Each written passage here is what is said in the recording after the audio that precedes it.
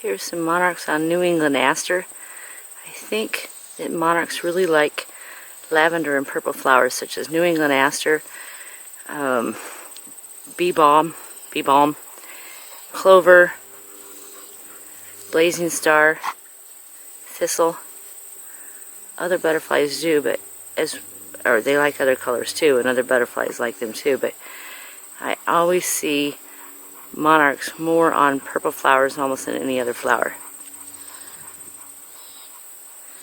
It's at the end of September, and soon they'll probably be migrating.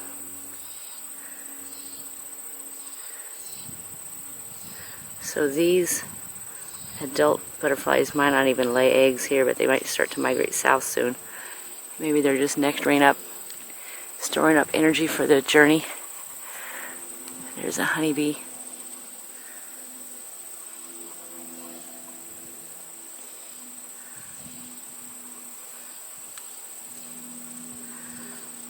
So New England aster is a really good wildflower and pollinator plant. Plus, I think it's a beautiful plant.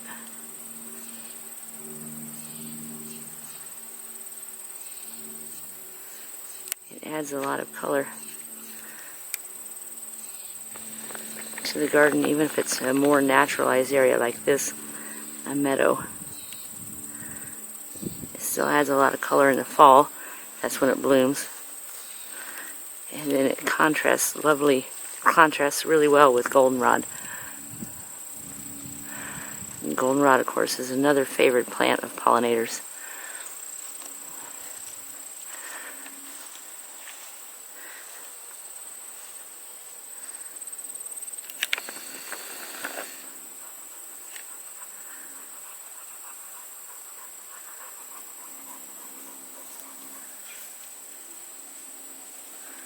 And then this aster is also favored by pollinators. A little white flower. I don't know which one it is. There are a lot of different asters, which I think are in the sunflower family. This one is a perennial. That's a native bee there. I don't know if it's in the screen or not. There it is. It's also collecting pollen.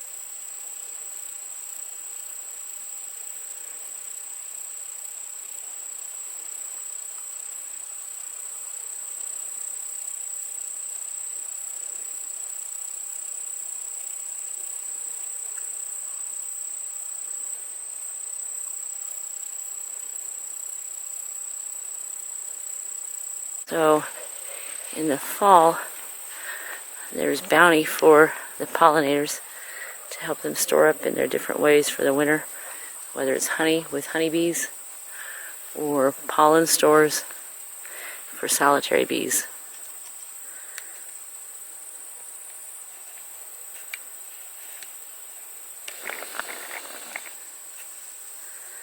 So this is my pollinator meadow, my naturalized area.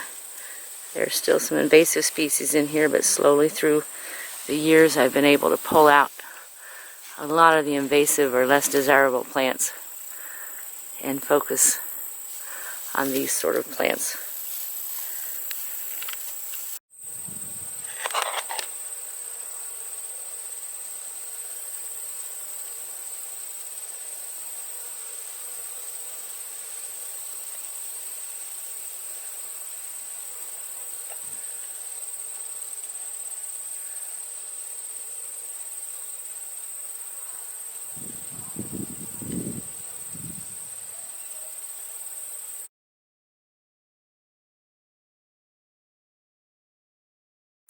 Hello, welcome to the Garden of Odin. I'm out looking for persimmons to make some persimmon vinegar and maybe persimmon bread, and I saw this, which is a hornet's nest. Because of the location,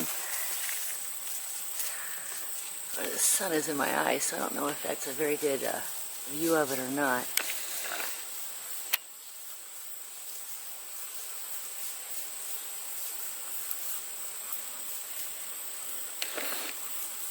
Now, hornets build their nest for 1 year use, and then the queen goes to ground, I think, over the winter, or a new queen does, and then emerges in the spring, and they start to build a new nest. So when after a freeze, the nest is usually vacant, and if it doesn't fall apart because it's not maintained,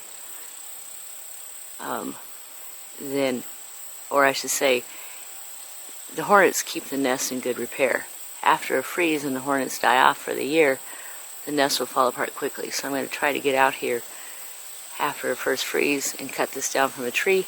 It's reachable, and it's just really cool to have.